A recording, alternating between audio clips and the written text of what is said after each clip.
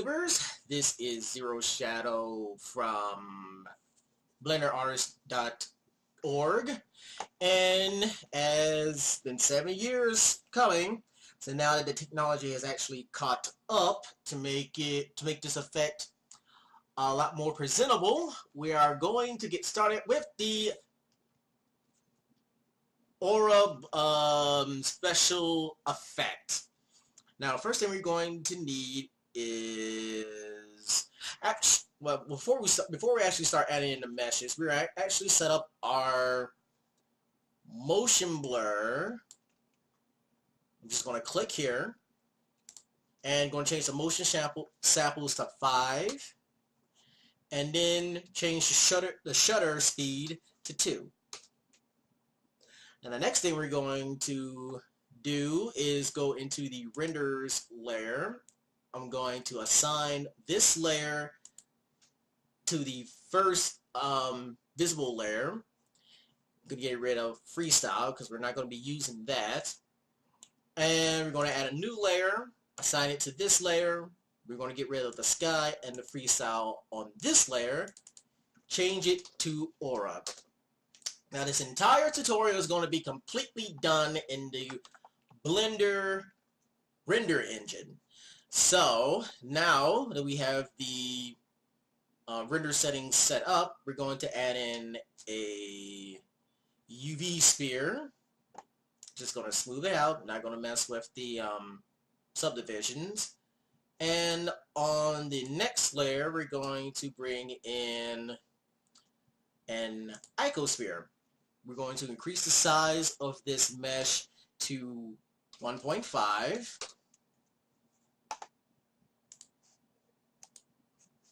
Now, let's see. Just make sure they're both in view. I'm going to make the camera and the light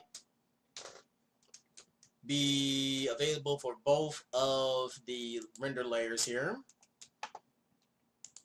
I am also going to reset the location and orientation of the camera just so I can bring it to 90 degrees on the x-axis, bringing it back on the y-axis by -17. Make sure we have it in views that way we can see not only the mesh but the aura emitter too. Alright, before we continue, I'm just going to set up this 3-point lighting. See on the y-axis, see, bring this over closer to here, bring this down. See, leave that one alone. Go to the Y and bring that here. Reduce that to 0.75. Reduce this one to 0.5. Oh, almost forgot I need to raise that part up a bit. Okay, so let's see, bring this back. Okay, good. Now, back to the settings. Just going to move this up a little bit more. Now we're going to go into edit mode. Deselect everything. Press 0, not 0, but the letter O on the keypad for the proportional editing. Click on the upmost top vertice. Press G, scale it out, press Z, and we're going to create a makeshift egg-like structure. Now that the mesh settings are complete, we're going to, with the ecosphere selected, we're going to create a new material, change it to halo,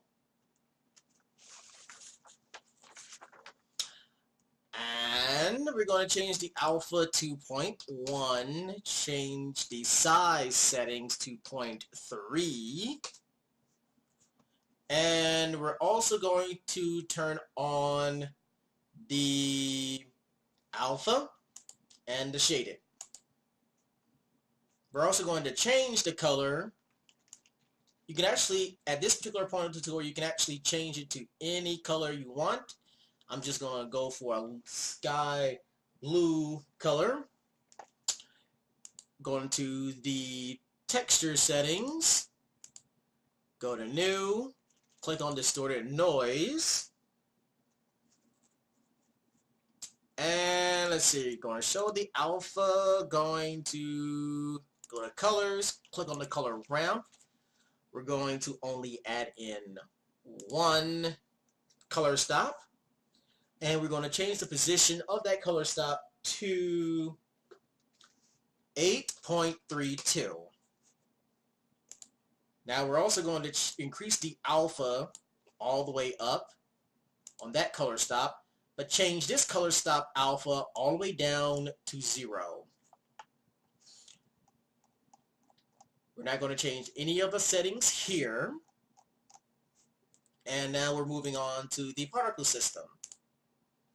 In the particle system, we're actually going to make a few changes here. In the lifetime section, we're going to change it to 30 frames instead of 50. Change the end frames to 2.5, not 2.5, 250. Change the emit from feature from jittered to random. I mean, you can keep it on jitter, but I mean, once again, it's all about preference. Now we're going to change the emitter object to 1, change the randomness to 0.5. In the physics section, we're going to only change the Brownian motion to 2.5, make it a little bit more violent, not quite as stable, not as stable. We're not going to render the emitter. We will change it to line, and we're going to change the tail to 0. But change the head to 0.5 instead. Change the speed. And as you can see, the particle is actually a little bit longer than usually stated. But we're going to need a little bit more than that. So we're also going to change the trail count from 0 to 4, which brings up this little menu, and we're only going to change the randomness to 0.25. Finally, we're actually going to just simply go to the field weights and change that to 0. Now it's basically anti-gravity. Now, we already got that out of the way. Let's take a look at what we have so far. Alright, that should be enough. Let's go ahead and render that. Whoops. Let's see. Ah, right. I almost forgot. We can't actually see it yet because as of right now, as you can see, in the render section, since we have two different types of render layers, we can't actually see the we can't actually see the actual render emitter. So we're going to actually use a compositing node. Going to split your work view and change one of them into the node editor. Go to we're going to use the compositing nodes. Click on nodes, backdrop. Just going to spread these apart for a moment. And we're going to add in we're actually going to add in three different nodes. We're going to first add in, of course, the viewer node, followed by the alpha node, alpha over, that's what I meant to say. Click here, go here, connect the alpha over to the viewer node, and we're going to duplicate this render layer, and we're going to change it into the aura node. With the render layer labeled aura node, connect that to the alpha layer, and ta-da! It is now in view. Now the next thing we're going to do is we're going to have a complex, well, somewhat complex setup of the for the aura layer, and so I had that moved further back away from the render layer, and now just gonna hit the camera. Okay, now it's there. I'm going to first add in a Gaussian blur. So just gonna go to blur.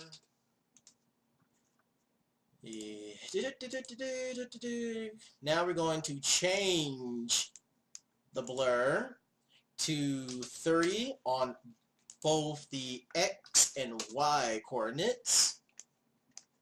Looking a little wispy already. We're not going to add any of these options here. And the next thing we're going to add in is a mix node. So go to your menu, go to color, mix,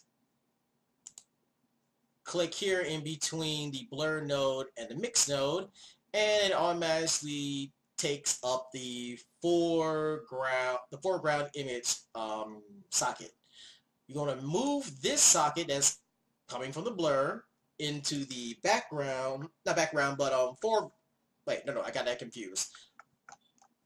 This is the foreground. Oh, this is the background socket. This is the foreground socket. So now we're going to connect this render layer to here, and now we got our image back. But we're going to also change the mix node to add, so that way it looks a lot brighter than it usually would be. And we're going to add in a color ramp. Where are you? There you are. Now in this color ramp, we're not going to connect it to anything as of yet. We're actually going to change some of the settings in the ramp. We're going to use the first color stop and move this up to 0.04. We're going to change the second color stop by clicking on this arrow here to 0.17. Now, we're also going to take this node and duplicate it, change it to multiply, and we're going to connect it here between the lines, but we're going to connect this add node to the color ramp, connect the color ramp to the foreground socket, and you can already see it automatically changed. It looks more feathery than we had it before we connected all the nodes together. Now the next thing we're going to do is to add in a RGB curve. To do that, you go to the color menu, go to RGB curves, bring it on the line, and we're going to add in just 2 more extra points. Now, for the second point that we've created, we're going to change the value on that one to these coordinates. On the X coordinate, we're going to type in 0.24444, and we're going to change the Y coordinates to 0.2562. 0.25. On the third point, we're going to change the x-coordinates to 0.57222. On the y-coordinates, we're going to change it to 0.53125. On the last curve point, we're simply going to change the x-coordinate to 0.94444. On the y-coordinate, we're changing it to 0.7. Now, the next thing we're going to do is to connect this RGB curve to two more depositing nodes. We're going to first add in our map value node. Let's say, there it is, vector, map value. Going to leave this alone. And we're also going to add in a duplicate, not duplicate, but a displacement node. So where did I see that? You know what? Here's a quicker way. I can just simply type it in. All right, we're going now. Here's the connection setup that you must pay attention to. We're going to, in order to get the next step in the process down pat. So with this displacement node, bring it to the line. It will automatically connect to the image socket. Now you connect the map value here to the vector socket. Connect the RGB curves to the other map value socket. Activate the maximum. Leave the size and the maximum value alone because we're not going to mess with that one. However, we will mess with the displacement value on the Y scale. Change that to 40. Now the reason why I decided to use the displacement node is to get the appearance of the aura being transparent when it first comes from the emitter going out. Now, the next thing we're going to do is to take these two nodes, duplicate them, and we're going to, let's see, yeah, we're going to connect these two together. Now we're going to take this displacement node, connect it to the image socket, and connect this to the map value socket. Make sure you take the second displacement node and take it all the way over to the alpha over node. As you can see, it not just moved up, it also gives the aura a more feathery look. But we're also going to change the displacement node on the Y scale yet again to a higher value. That would be 160. Now you can choose to lower it if you want, this depending on your taste. And we're just going to keep on trucking. Now we're going to add the RGB curve. That's way, well actually, yeah. Actually, we're just going to add a new one. Add another RGB curve. Connect it here. And we're just going to add one curve point. We're going to change the value, not a value, but the coordinates on this one to 0.25536 and the Y value to 0.08125.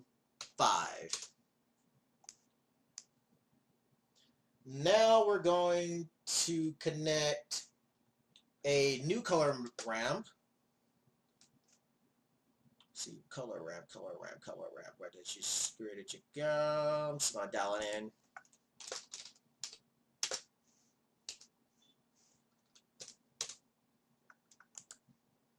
All right, and we're going to connect the RGB curves to this color ramp, but we're also going to connect the color ramp to a mix node.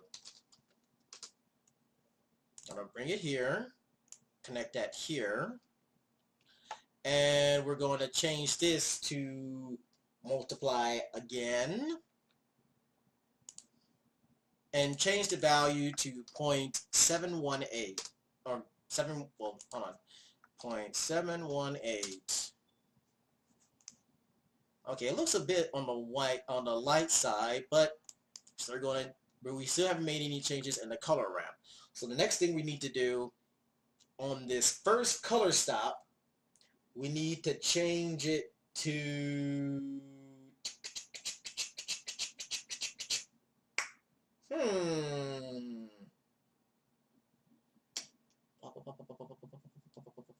Oh, okay, hold on. Let me go back to the master file.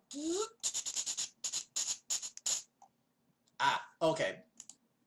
So you don't change anything on this color stop, but you will change something on this color stop. So you change this one to 0.164.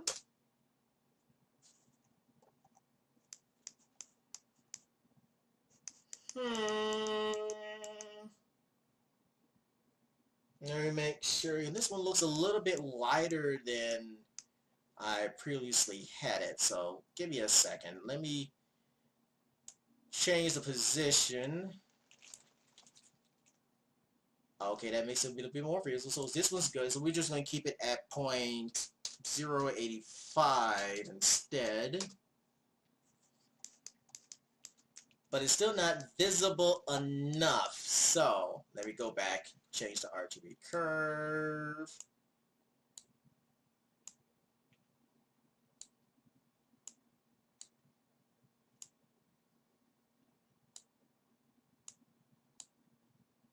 Let's see, not too invisible, but not too much to the point where it's actually visible. Okay, and then next we're going to go in search, and we're going to bring in a hue saturation value. Bring it in between the multiply node and the alpha over, and from here you can actually choose. I think we're better off if you choose the value settings to make it more brighter, or you can make it a little bit less known. But I think this would do just fine. Let me check the hue. Okay, that only changes the color, so I'm not going to mess with that at all. Okay, hold on. There we go.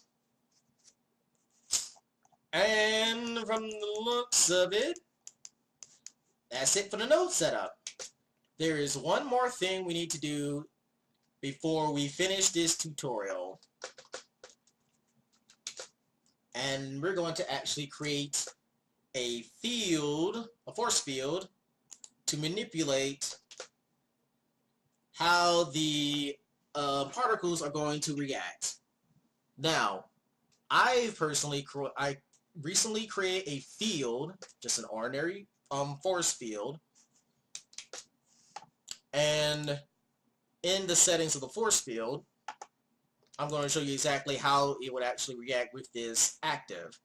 Now, make sure it's on the same layer with the emitter. Now, when we press play, as you can see, it looks like it's being repelled, or yeah, it's basically being repelled away from the field. So with higher strength, it's really being the influence is really like repelling the force field. The force field. Well, it's repelling the particles easily, and we don't want that. Instead, we're going to take it to a negative value, but you don't want to take it too far. So we're going to change it to -1.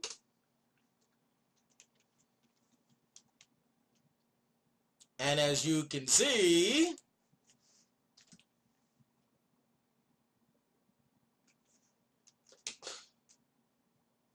the aura effect is there. You do have your transparency in between. Let's see if we can actually increase the strength just a little bit more. Once again, you don't want to bring it too high. So I'm just going to bring it up to maybe 0.7. Let's see how it works.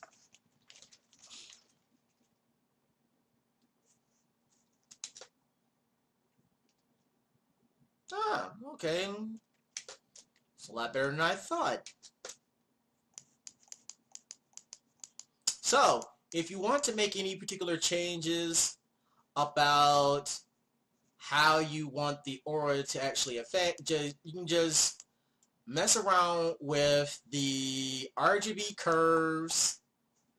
Well, at least the RGB, well, you can just mess with some of the RGB curves, the color ramps, and the displacements. As a matter of fact, let me change the displacement, see if I can, what would happen if I change it at a higher setting. Okay, so that actually moves it up. Let me match it to the other one. You don't want to, now you don't want to stretch it too far out, so I'm just going to bring it back to 40. And from there, that's practically it. Now, I have personally, I've already created a master file prior to the tutorial, and let me show you what I came up with.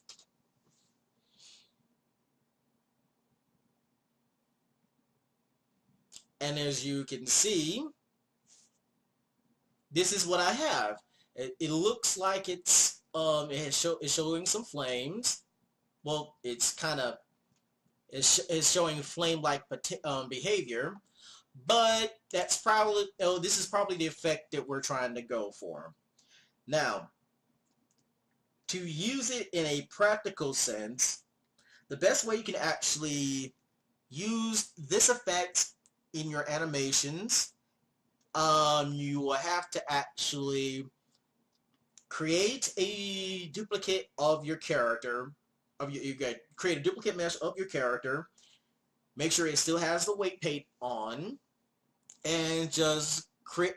Make sure it has all the weight paint that you did from the armature that you've created, and just simply create the.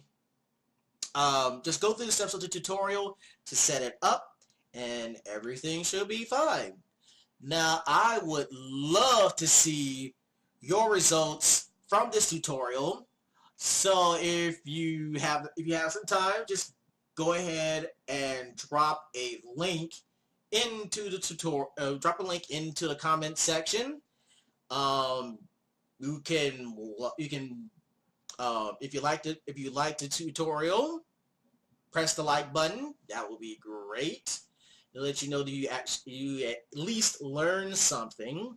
And let's see, is there anything else I need to say? Oh, right. Okay, so this isn't the only thing that I've been working on in the past 7 years. There's another tutorial that, not another tutorial, but there's a huge project that I am currently working on that I am going to post on YouTube in the next couple of days. Once I get everything set up, and I will actually post it on a different YouTube channel. It is that, well, the actual name of the series, just to make it easier for you, the actual name of the series is going to be called Quantum Cross. And more details will be released at a later time. So until then, good luck, and I'll see you next time.